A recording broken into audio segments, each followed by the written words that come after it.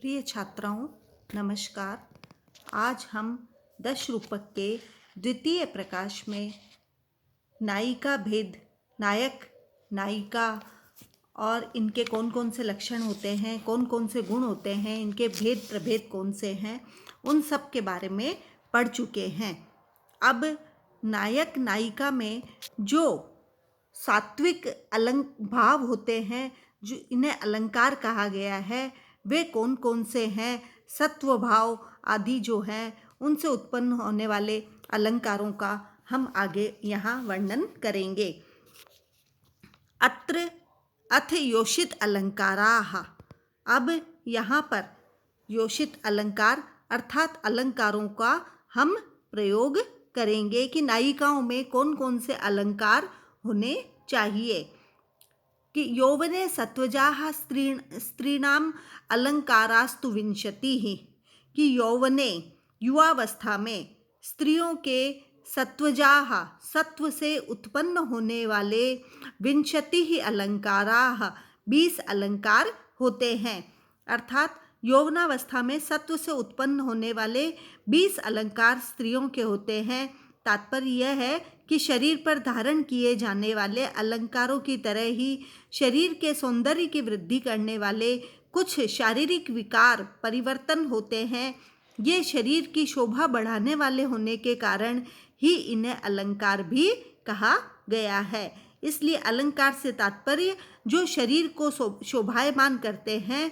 ऐसे शारीरिक विकृतियां जो प्रत्येक नायिका में भिन्न भिन्न रूप की पाई जाती है, ऐसी विकृतियों या जिन्हें अलंकार कहा गया है, ये स्त्रियों में 20 प्रकार के नायिकाओं में होते हैं। उन्हीं के का वर्णन आगे किया गया है कि भावः हावश्य हेला च त्रयस्तत्र शरीरजाः शोभा कांतिश्च दीप्तिश्च माधुर्यं च प्रगल्भता औदार्यं धैर्यमित्येते सप्त भावा अयत्नजाः। कि यहाँ कहा गया है कि जो अलंकार हैं उनमें भावा हावाश्य हेलाश्य, भाव, हाव और हेला, ये त्रय है, ये तीनों तत्र शरीरजाः शरीर से उत्पन्न होने वाले या शारीरिक अलंकार होते हैं। कि इन 20 अलंकारों का भी 3 भागों में विभाजन किया गया है। तो जो पहला प्रकार है वो शरीरज अलंकार या शारीरिक अलंकार हैं। उसमें हाव, भाव, हाव और हेला, इन तीनों को इसमें शरीरज में सम्मिलित किया गया है। फिर कहा है शोभा, कांति, दीप्ति, माधुर्य और प्रगल्भता और औदार्यम उदारता और धैर्यमिति, धैर्य जो है सप्त भावा अयत्नजाः। ये 7 प्रकार के भाव जो है वो अयत्नजा स्त्रियों को कोई प्रयास किए बिना नहीं प्राप्त होते हैं, अर्थात बिना प्रयास के ही उत्पन्न होने वाले ये अलंकार हैं। तो 7 प्रकार के अलंकार तो जो अयत्नज, जिनके लिए उसको स्वयं कोई प्रयास नहीं करना पड़ता है, उसमें सम्मिलित किए गए हैं कि शोभा, कांति, दीप्ति, माधुर्य, प्रगल्भता, औदार्य, उदारता और धैर्य, ये 7 प्रकार के अयत्नज अलंकार हैं। और शरीरज में भाव, हाव और हेला, इन 3 अलंकारों को सम्मिलित किया गया है। इसके बाद कहा है कि लीला विलासः विच्छित्तिर विभ्रमः किल किंचितम मोट्टायितं कुट्टमितं विब्बोको ललितं तथा विरितं चेति विज्ञेया 10 भावा स्वभावजाः। और 10 अलंकार जो हैं वो स्वभावज, स्वभाव से निसर्गतः स्त्रियों में विद्यमान रहते हैं। उनमें है लीला, विलास, विच्छित्ति, विभ्रम, किल किंचित, मोट्टायित, कुट्टमित, विब्बोक, ललित और विरृत, ये 10 भाव के स्वभावजाः स्वभाव से उत्पन्न होने वाले, स्वाभाविक रूप से निसर्ग रूप से स्त्रियों में विद्यमान रहने वाले अलंकार हैं। तो इस प्रकार से इन 20 अलंकारों को 3 भागों में विभाजित किया गया है, शरीरज, अयत्नज और स्वभावज। अभिनय में सात्विक अभिनय का प्राधान्य होता है। सत्व या अंतर्मन का प्रवर्तन वाणी एवं विविध आंगिक चेष्टाओं द्वारा होता है। सात्विक भावों के प्रकाशन का माध्यम होता है शरीर।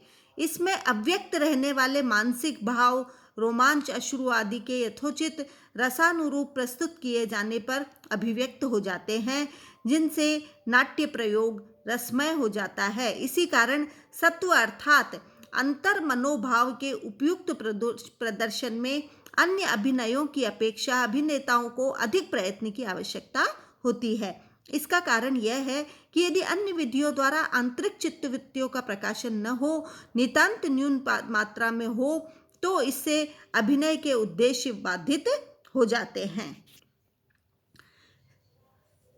धनंजय ने नारी और पुरुषों के अलंकारों का यहाँ विवरण दिया है। उनके मत में भाव, हाव और हेला या अन्य अयत्नज एवं स्वाभाविक चेष्टालंकारों के द्वारा भाव प्रेषण संभव होता है। तो यहाँ आंगिक विकार 3 प्रकार का है, अंगज, स्वाभाविक और अयत्नज। उसी का यहाँ पर विस्तार पूर्वक आगे एक एक अलंकार का यहाँ पर विशेष रूप से वर्णन जो है आगे प्रस्तुत कारिकाओं में किया गया है। अब उसके बाद हम आगे की कारिका की ओर बढ़ेंगे। अभी तक हमने अलंकारों का वर्णन पढ़ लिया है।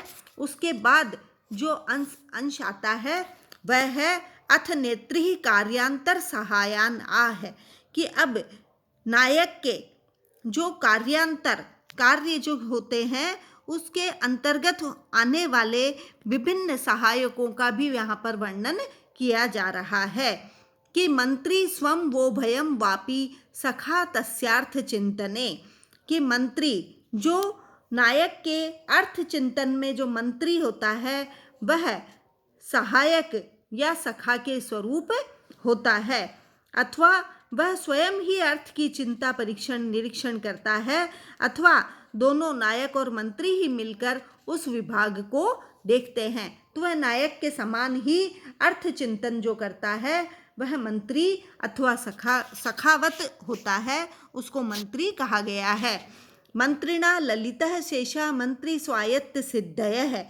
और फिर कहा है कि जो मंत्री होता है वह ललिता शेषा, वह समस्त कार्यों के जो सारे कार्य नायक के कार्यों की सिद्धि या तो मंत्री के हाथ में होती है या मंत्री स्वायत्त सिद्धय है, अथवा या नायक के स्वयं के हाथ में होती है, अथवा दोनों के हाथ में भी हो सकती है। तो किसी भी कार्य की राजा या नायक के समस्त कार्यों की सिद्धि जो है उसके मंत्री पर निर्भर करती है। धर्म सहायास्तु, अब धार्मिक कार्यों में और भी कुछ लोग सहायक होते हैं।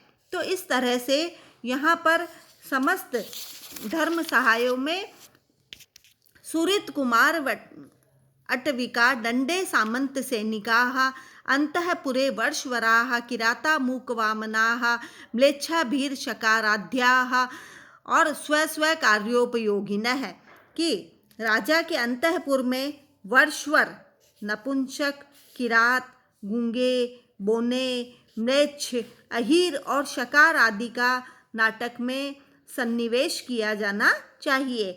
ये सभी राजा नायक के लिए अपने अपने कार्य में उपयोगी होते हैं। तो इस प्रकार से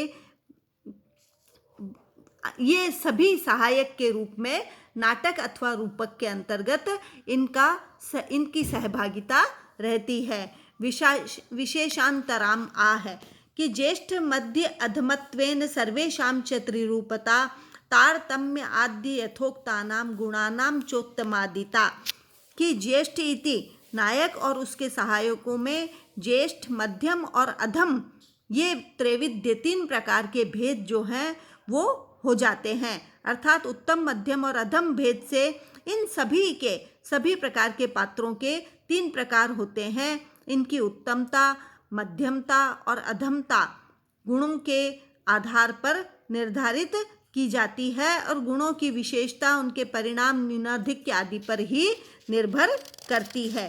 तो इस प्रकार से यहाँ पर धनंजय के मत में महासत्व आदि पूर्वोक्त नायक के गुणों की अतिशयता जिसमें अधिक हो वह उत्तम श्रेणी का नायक है। उत्तम की अपेक्षा गुणों की अल्प मात्रा जिसमें विद्यमान हो वह मध्यम श्रेणी का, तथा गुणों की स्वल्पतर मात्रा जिसमें विद्यमान हो वह अधम श्रेणी का नायक होता है। इस प्रकार से गुणों की न्यूनता या अधिकता के आधार पर ही उनको उत्तम, मध्यम और अधम इन 3 कोटि में विभाजित किया गया है। तो इस प्रकार से रूपक के अंतर्गत नायक, सहनायक, खलनायक, नायिका के अंतर्गत नायिका, सहनायिका और अन्य सभी प्रकार के सहायक जो रूपक में होते हैं उन सभी का विशिष्ट रूप से वर्णन यहाँ पर किया जा चुका है। धन्यवाद।